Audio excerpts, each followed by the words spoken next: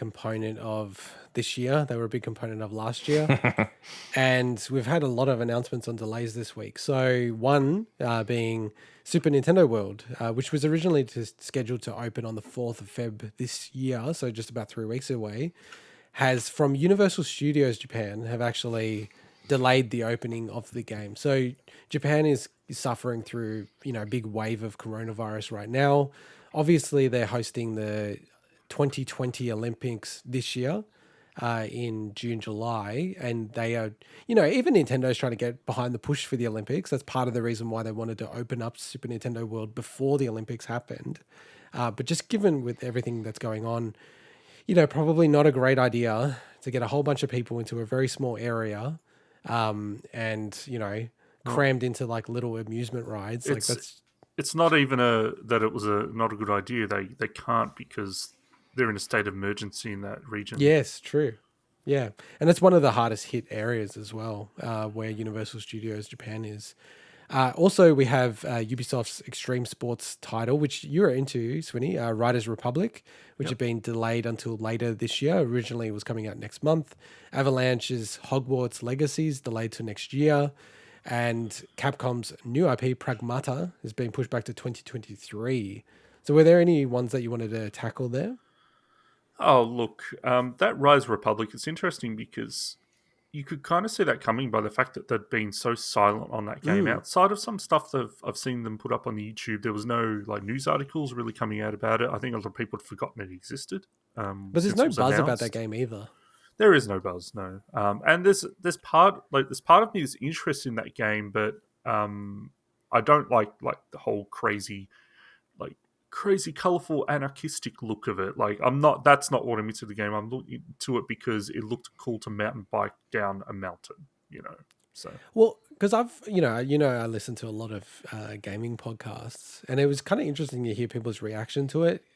Everyone's pretty much consistent with really like the idea of a game like that, but have zero interest of it being a multiplayer game, which I also agree with. I don't want to play a game like that in a multiplayer fashion. So I want to keep my eyes on that game because I do wonder if they're going to change some of the fundamental nature of what that game is. And then the other one is Hogwarts Legacy. Do you think at all this has anything to do with just trying to put some space in between the current kerfuffle around the games, the character creators and sort of all the sort of public backlash there? I don't think, but I think it's just a nice benefit of that. By the further they get away from J.K. Rowling's transphobic remarks, I don't know the last time she made any, but she seems to make them on a pretty regular basis these days. She does. That's, regardless of your thoughts, anyone's thoughts around that, it causes issues for anyone involved with that franchise. So I think it's just a nice benefit is the fact that the further they can get away from that controversy. Hey, Mike, you're a bit loud on your end because I can hear you drinking. Well, sorry. It's the new ASMR. Big week in ASMR. All the way through. It's like I'm hearing you drinking. You're probably right, Sweeney, that they said, this game's not ready. And then I could imagine being in a boardroom when they're like, okay, should we delay it? And then you're probably thinking in the back of your head, hopefully by then a lot of that heat is taken out of the system, because I feel like if this game gets released, it's going to get a lot of backlash, which may not be the most fair thing ever.